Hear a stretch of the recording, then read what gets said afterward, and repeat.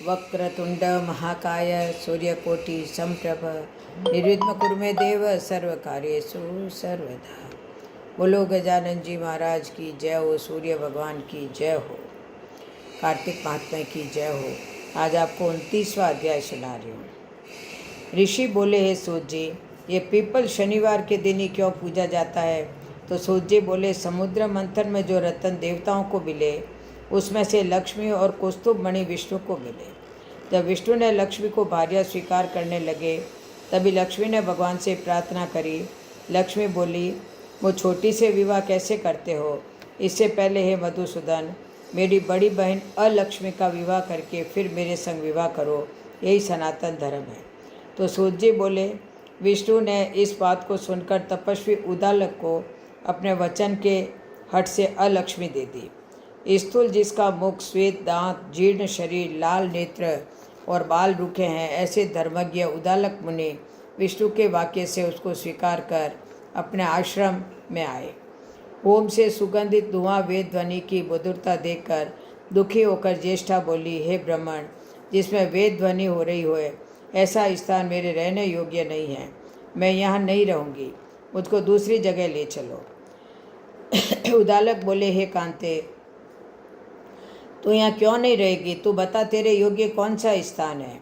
ज्येष्ठा बोली, जहाँ वेद ध्वनि होती हो और अभ्यागत का सत्कार होए और यज्ञ दानादिक हो, मैं वहाँ नहीं रहती हूँ। जहाँ स्त्री पुरुष प्रेम से रहे, पितर और देवताओं का पूजन हो, वहाँ मैं नहीं बसती हूँ। जहाँ उद्यमी, नीतिश्वय, चतुर, धर्मात्मा, प्रिय बोलने वाला, गुरु की पूजा करने वाला रहता हो, वहाँ मेरा निवास नहीं है। दिन रात जहाँ स्त्री पुरुष में लड़ाई होती हो, अभ्यागतों का जहाँ सत्कार नहीं हो, उस स्थान में मेरी प्रीति है। वृद्ध, सज्जन और मित्र का जहाँ अपमान हो, जहाँ कठोर भाषण होता हो, वहाँ मैं नित्य निवास करती हूँ। जहाँ खोटा आचरण करते हैं, पराई स्त्री से प्रीति करते हैं, उस स्थान में मेरी प्रीति है।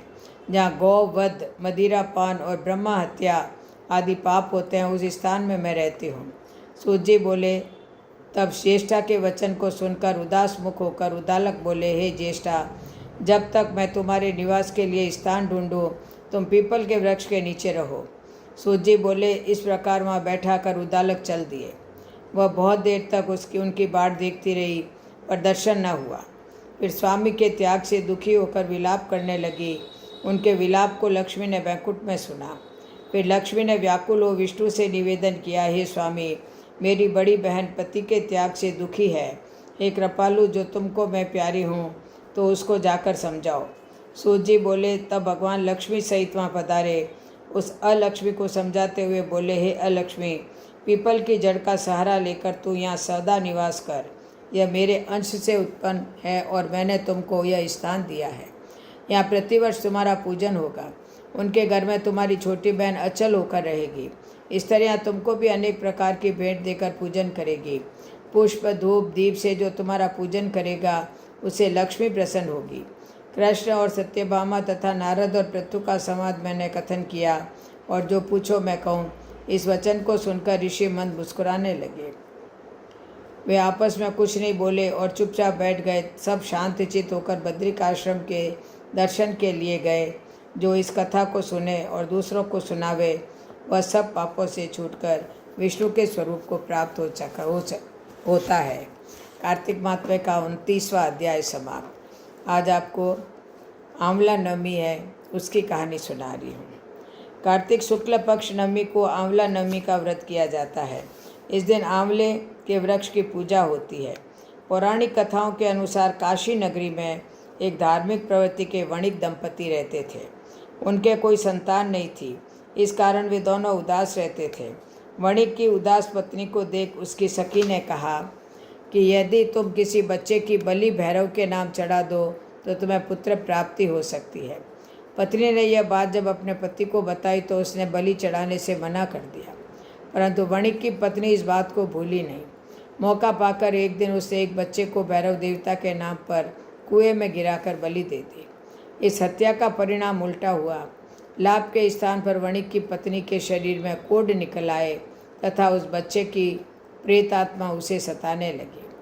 पत्नी की इस दुर्दशा को देखकर वणिक ने सोचा, इसका कारण पूछा तो पत्नी ने सारी घटना उसे सब सच बता दी।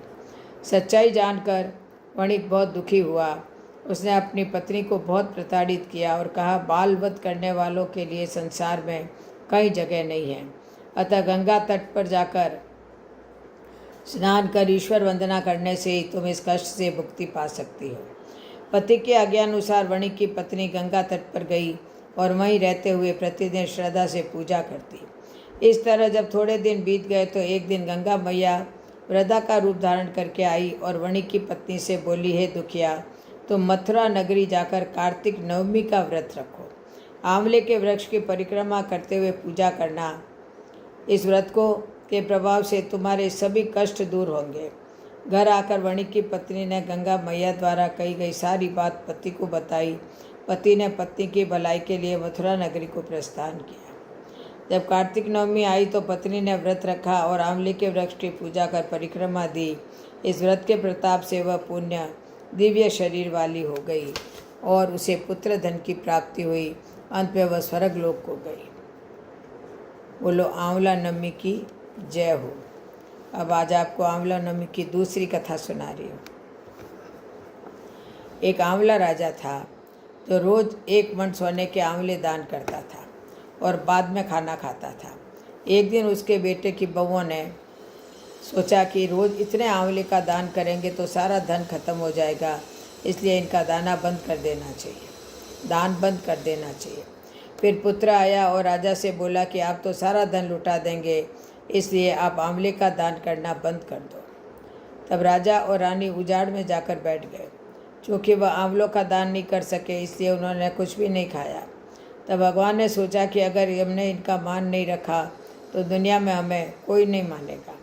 तब भगवान ने सपने में कहा कि तुम उठो, तुम्हारे पहले जैसी रसोई हो गई है और आंवले का वृक्ष लगा हुआ है, तुम दान करो और जीम लो। तब राजा रानी ने उठकर देखा तो पहले जैसे राजपाट हो गए और सोने के आंवले वृक्ष पर लगे हुए थे। तब राजा रानी 1.25 मन आंवले का दान करने लगे। वहाँ पर बेटे बहू के घर अन्नदाता का बैर पड़ गया।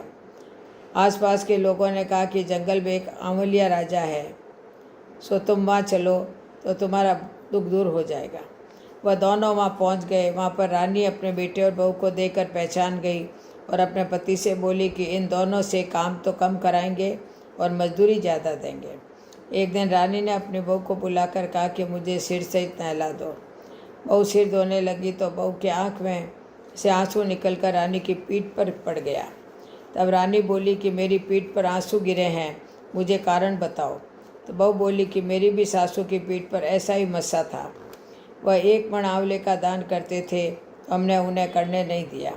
तब सासू बोली कि अम्मी तुम्हारे सास ससुर हैं, तुमने हमें निकाल दिया था परंतु भगवान ने हमारा सत रख लिया।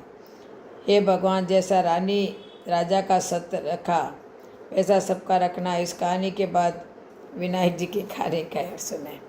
अब आपको आज रविवार है, रविवार की कहानी सुना रही हूँ।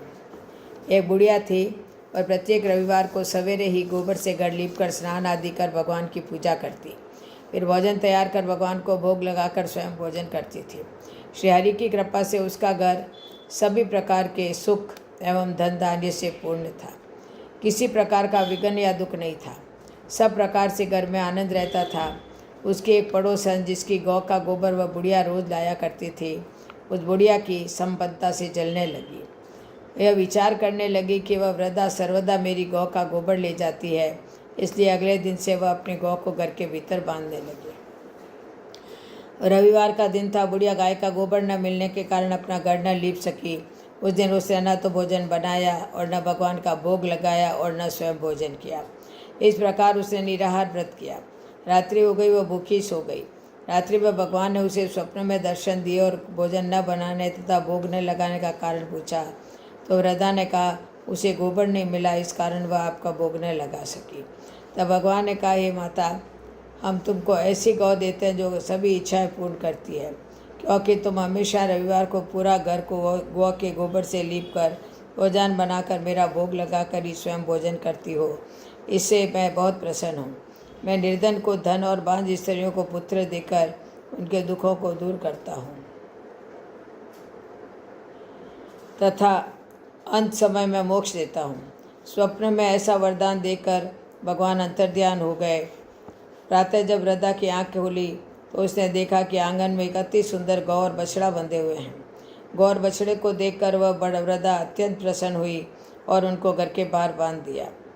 वहीं उनके खाने के लिए चारा भी डाल दिया। जब उसकी पड़ोसन ने बुढ़िया के घर के बाहर एक अति सुंदर गौ और बछड़े को बंधा देखा तो द्वेष के कारण उसका हृदय जल उठा। जब उसने देखा कि गौ ने सोने का गोबर किया है तो वो चोरी से उस गौ का गोबर उठाकर ले गई और अपनी गौ का गोबर उसकी जगह रख गई। वह प्रतिदिन ऐसा करती। सीधी सादी बुढ़िया को उसकी इस चालाकी की खबर नहीं हुई। सर्वव्यापी ईश्वर ने सोचा कि चालाक पड़ोसन के कर्म से बुढ़िया ठगी जा रही है। एक दिन भगवान ने संध्या के समय अपनी माया से बड़े जोर की आंधी चला दी। बुढ़िया ने आंधी के भय से अपनी गौ को घर के भीतर बांध लिया। प्रातःकाल उठकर जब वृद्धा ने देखा कि गौ ने सोने का गोबर दिया है तो उससे आश्चर्य से की सीमा न रही। जब वह प्रतिदिन गौ को घर के भीतर बांधने लगी, पड़ोसन ने देखा कि बुढ़िया गऊ को घर के भीतर बांधने लगी और उसका सोने का गोबर उठाने का दाव नहीं चलता तो वह ईर्ष्या और डाह से जल उठी।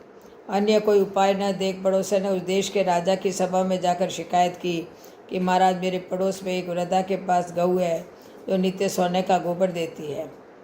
आप सोना प्राप्त कर सकते हैं। उससे प्रजा का पालन करें। वह वृद्धा इतने सोने का क्या करेगी। उसकी बात सुनकर राजा ने अपने दूतों को वृद्धा के घर से गऊ लाने का आदेश दिया। वृद्धा प्रातः भगवान का भोग लगा भोजन ग्रहण करने जा रही थी कि राजा के कर्मचारी गऊ खोल कर ले गए। वृद्धा बहुत रोई चिल्लाई, किंतु राजा के कर्मचारियों के सामने कोई क्या कहता। उस दिन वृद्धा गऊ के वियोग में भोजन न कर सकी और रात भर रो रो कर ईश्वर से गऊ को पुनः पाने के लिए प्रार्थना करती रही। राजा गऊ को देख बहुत प्रसन्न हुआ, लेकिन अगले दिन सुबह जैसे ही वह उठा, मैल गोबर से भरा दिखाई देने लगा। राजा यह देखकर घबरा गया। भगवान ने रात्रि में राजा को स्वप्न में कहा, हे राजा, गाय वृद्धा को लौटाने में ही तेरा भला है। उसके रविवार के व्रत से प्रसन्न होकर मैंने यह गऊ उसे दी थी। प्रातः होते ही राजा ने वृद्धा को महल में बुलाकर बहुत धन के साथ सम्मान सहित गाय बछड़ा उसे लौटा दिया और अपने कार्य के लिए उसे क्षमा प्रार्थना की।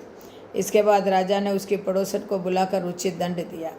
इतना करने के बाद राजा के महल से गंदगी दूर हो गई। उसी दिन से राजा के नगर निवासियों को आदेश दिया कि राज्य की समृद्धि तथा अपने समस्त मनोकामनाओं की पूर्ति के लिए रविवार का व्रत करो। व्रत करने से नगर के लोग सुखी जीवन व्यतीत करने लगे। अब कोई बीमारी तथा प्रकृति का प्रकोप उस नगर पर नहीं होता था। सारी प्रजा सुख से रहने लगी। बोलो सूर्य भगवान की जय हो। अब आपको विनायक जी की कहानी सुना रही हूँ। चिमटी भर चावल, चुल्लू भर दूध लेकर विनायक जी लड़के का पेश धर के नगरी में घूमने लगे। बोले, कोई माई खीर बना दे। सब हंसने लगे। बोले, मजाक करता है, और कोई तैयार नहीं हुआ। एक बुढ़िया बोली, ला बेटा, मैं बना दूँ। उसने भगोनी चढ़ाई व खीर बनाने लगी। लड़का बाहर चला गया। उधर खीर तो उफड़ने लगी। बड़े से बड़ा बर्तन चढ़ाया पर खीर उफड़ते रुकी नहीं। खुशबू से बुढ़िया की बहू का मन खीर खाने को हुआ। उसने दरवाजे के पीछे बैठकर एक कटोरा खीर भगवान गणेश के भोग लगाकर खा ली। इतने में बुढ़िया आई और उसने आवाज़ दी, गणेश या तेरी खीर पी ले। जब गणेश जी आए और डोकरी से बोले, माँ तेरी बहू ने तो मेरे भोग लगा दिया, सो मैं तो जिम लिया, अब तू नगरी जिमा दे। बुढ़िया सबको नूतने गई। समझने लगे। बोले, कल तक तो खाने को नहीं था, आज जीवाने आई है। फिर भी सब आए, ठाठ से जिम कर गए, फिर भी खीर का उतार नहीं आया। हे गणेश जी महाराज, जैसे खीर का उतार नहीं आया और खीर का भगोना भरा रहा, वैसे हमारे घर में भी सदा भंडार भरे रखना। बोलो गजानन जी की जय हो। आड़ी बाड़ी सोना की बाड़ी, जी में बैठी कान कुआड़ी कई कई मांगे 36 करोड़ देवता मांगे बाड़ी सींचा कई कई। अन्न होवे धन होवे लाश होवे लक्ष्मी होवे बिछड़ियारो मेल होवे निपुति रे पुत्र होवे सासुरो पुरसन बहुरो जीमण। उठ भाई तपसी जीम भाई लपसी बाईरो थान बजईरो मान थाने थाणी वार्तारो फल माने मारो व्रतरो फल। बोलो कार्तिक महात्मा की जय हो, सूर्य भगवान की जय हो। जय जय श्री राधे, जय जय श्री कृष्ण, जय जय